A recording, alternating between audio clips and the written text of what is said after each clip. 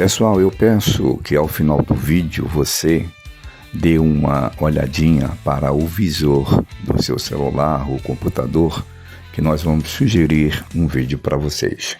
Obrigado. Bom dia, na paz do Senhor Jesus Cristo. Hoje eu quero dar um tema para a palavra do dia, dizendo: investida do maligno em todas as áreas.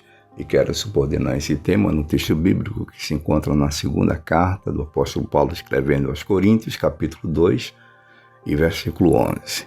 Diz assim: porque não ignoramos os seus ardis. 19 de agosto de 2025. Grande de Deus, é no nome de Jesus que estou aqui em oração. Quero te agradecer por esse momento. Eu apresento cada pessoa que me ouve, a família dessas pessoas, a minha família, a minha vida, essa missão. Eu te peço que seja assim, em nome de Jesus. Bom, pessoal, antes da mensagem, quero dizer que as pessoas que, como eu falei aqui no início, que escuta até o final e dê uma olhadinha no visor do seu celular lá no final da mensagem, ou do seu computador, da sua TV, e veja que nós vamos sugerir uma mensagem para vocês também.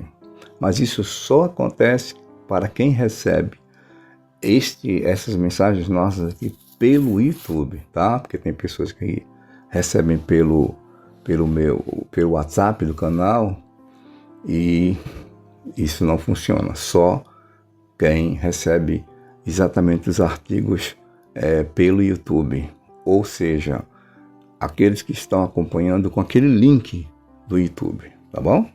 Obrigado. Bom, pessoal, hoje eu decidi falar aqui sobre investida do maligno em todas as áreas. Quando a gente fala do maligno, a gente lembra da qualidade de alguém que é astuto, que é esperto, alguém que é sagaz, inteligente até, alguém que é sábio, ou seja, uma pessoa que tem aquela faculdade adquirida de enganar as pessoas. E será que o diabo não é assim? Inclusive, a Bíblia fala que ele engana, não é? Todas as pessoas que, se não tiver o temor de Deus, se não tiver na direção de Deus, são facilmente enganadas por ele. Aí Paulo, o apóstolo, diz aqui, nessa leitura base: porque não ignoramos os seus ardis. Então, de quem é que ele está falando aqui? Ele está se referindo exatamente a Satanás. Nesses últimos dias, olha, versículo 10 aqui, versículo que antecede esse 11 que eu li, ele diz assim, para que não sejamos sobrepujados, ou seja, vencidos por Satanás. Aí ele está falando aqui de perdão, de ter um bom relacionamento com as pessoas, e fazendo tudo isso na presença de Jesus Cristo. Aí ele conclui dizendo no versículo que eu li: porque não ignoramos os seus ardis. Ora, se Paulo fala sobre isso, se Paulo aborda o assunto temático dele, relacionando também essa figura que é, para nós, os cristãos, uma figura que não é bem-vinda, o maligno, o Satanás, o diabo, então por que de vez em quando a gente não deve falar sobre isso? Devemos falar sim, porque a gente não pode ignorar as suas astúcias, enfim. Mas a gente precisa saber que, além do diabo, ou seja, além da operação dos demônios, aqueles agentes que estão ali à disposição desse ser espiritual do mal, a gente sabe que ele age em todas as áreas. A área da pessoa humana, no sentido individual, ele age no mundo, ele age na natureza, mas a gente deve saber e ter essa convicção no nosso coração que nós, como crentes em Cristo Jesus, a vitória pertence a nós, porque maior do que ele, do que inimigo, do que esse ser do mal, é o nosso Senhor Jesus Cristo. Então, os demônios, os agentes do maligno, do ser do mal, quando ele age numa pessoa, ele vai levando ali opressão, tentação, doenças. Eu não vou ler, mas vou mencionar aqui os textos bíblicos que eu escolhi aqui. E você, a senhora, o senhor anotem. Primeira carta de Pedro, capítulo 5, versículo 8, depois de Lucas, capítulo 13 e versículo 16. Esses dois textos vão falar da ação do maligno, a ação do diabo, dos demônios, sobre uma pessoa.